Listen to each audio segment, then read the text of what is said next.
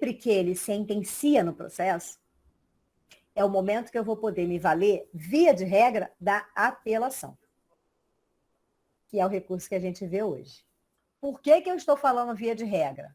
Porque, gente, se eu estiver em juizado especial, não vai caber apelação. O recurso cabível é recurso inominado. Se eu tiver em execução fiscal e a sentença da execução fiscal for até 50 ORTNs, que hoje é o FIA, tem até um valor já estipulado pelo tribunal, que eu acho que é 300 e poucos reais, o recurso cabível dessa sentença não é apelação. É um recurso muito específico. É o embargo aos infringentes e quem julga é o próprio magistrado que prolatou a sentença. É algo bem específico, tá? Na execução fiscal. E se eu tiver Estado estrangeiro de um lado ou organismo internacional e do outro lado, pessoa residente ou domiciliada no país ou município, o recurso cabível também não vai ser apelação. Vai ser qual? A gente já viu aqui. Vai ser o ROC, tá? Então, sempre que eu estou diante de uma sentença, eu preciso identificar se eu estou diante de uma dessas situações que afastam o recurso de apelação. Do contrário, o recurso cabível vai ser a apelação que vai atacar a sentença. Ok? Tranquilo?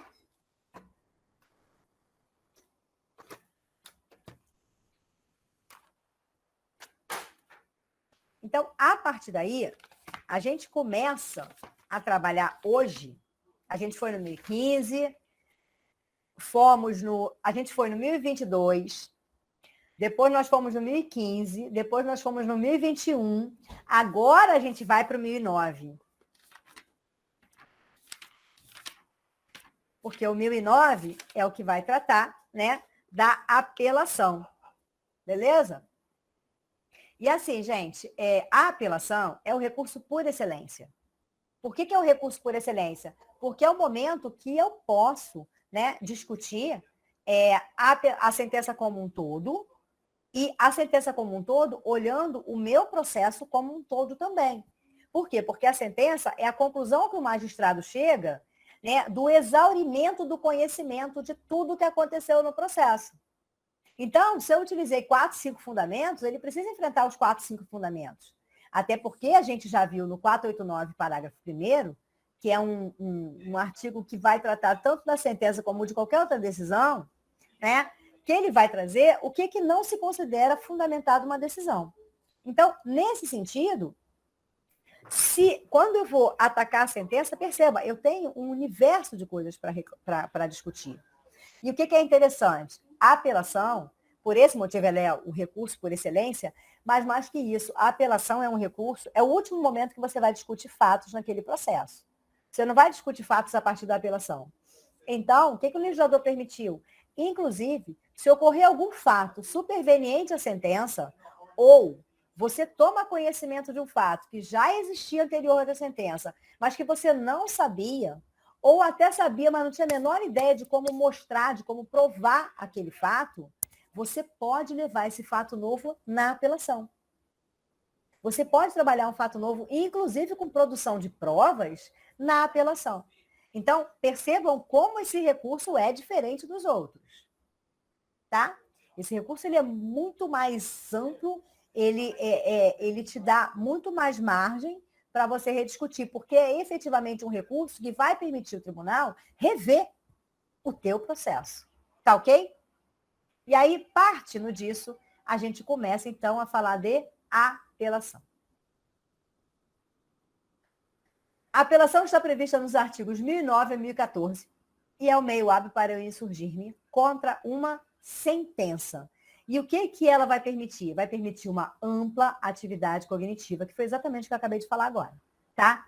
Então, ela vai permitir um amplo conhecimento do que consta no meu processo por conta do tribunal ad quem, que é o tribunal de segundo grau. Salientando que a apelação eu tenho de sentença. Sentença é um provimento jurisdicional proferido por juiz de primeiro grau. Não esqueçam disso, ok?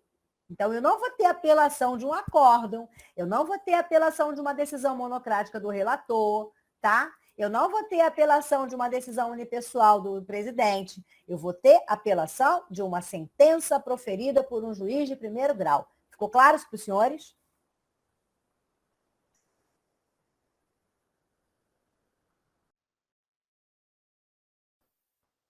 Claro? Então, vamos lá. Se você chegar no artigo 1009, dá uma lida no caput dele para mim. Da sentença cabe apelação. Então, se a gente olha o artigo 1009, a gente pode deduzir o quê? Que o recurso de apelação é cabível para atacar uma... Parece óbvio, mas tem um sentido. Recurso de apelação é um recurso voltado para atacar uma sentença. E aí, a gente pensa assim, poxa, professora, mas espera aí. E as decisões interlocutórias não agraváveis? Você não falou que é na apelação? Falei. Mas em momento nenhum eu falei que a apelação é voltada, as razões da apelação é voltada para discutir as decisões interlocutórias não agraváveis. Porque quando você olha o parágrafo 1º do 1009, olha o que ele diz. As questões resolvidas na fase de conhecimento, se a decisão a seu respeito não comportar agravo de instrumento, não são cobertas pela preclusão e devem ser suscitadas em preliminar de apelação, eventualmente interposta contra a decisão final ou nas contrarrazões. Então, perceba que não é a apelação o recurso cabível contra decisões interlocutórias não agraváveis. Gente, isso aí é sutil, esse detalhe. Eu não me valho da apelação para discutir decisões interlocutórias não agraváveis. Nas razões da minha apelação, eu discuto sentença. Eu vou me valer do momento de apelar, já que aquela decisão não era agravável, no momento em que eu apelo, eu vou me valer desse momento para, em preliminar de apelação, discutir a decisão interlocutória. Ou seja, eu vou trazer uma preliminar dizendo o seguinte para o tribunal: olha, excelência, eu quero discutir a sentença. Só que antes de discutir a sentença, tem uma decisão interlocutória que foi proferida, que me acarretou prejuízo e que não está certa, e eu preciso que você veja primeiro. Sabe por quê, gente? Porque, de repente, aquela decisão interlocutória que você está pedindo ao tribunal para ver primeiro pode mudar o contexto da situação. Imagina que foi o indeferimento da prova. E aí, quando chega no tribunal, ele identifica que aquela prova tem que ser produzida. E aí, ele remete, não dá para ser produzido em tribunal, ele remete para ser produzido em primeiro grau.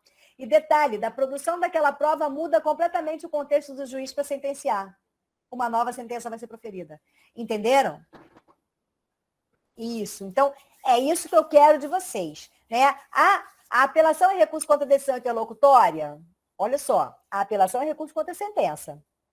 Só que como eu vou para o tribunal, e o momento de eu lembrar ele que existe uma decisão anterior à sentença, né, para ser analisada, então o momento de eu recorrer dessa decisão interlocutória não agravável é o momento em que eu apelo. E eu recorro em que momento? Nas preliminares da apelação, e não nas razões da apelação. Tá? Isso faz toda a diferença. Apesar de ser sutil, mas faz a diferença. Beleza? Então, em sede de preliminar, a apelação é o meio hábil para insurgir-se contra decisões interlocutórias não passíveis de agravo de instrumento. Nas razões ou nas contrarrazões, sendo nessas últimas, abrirá o contraditório condicionado à sua apreciação ao provimento do recurso. Vamos entender isso aí. Eu tive, naquele nosso processo, houve um indeferimento de prova, certo? E aí, digamos que a parte, né, seguiu, e na sentença, o juiz julgou procedente todos os pedidos daquela pessoa. Bom, se todos os pedidos que eu fiz foram julgados procedentes, eu tenho interesse em recorrer?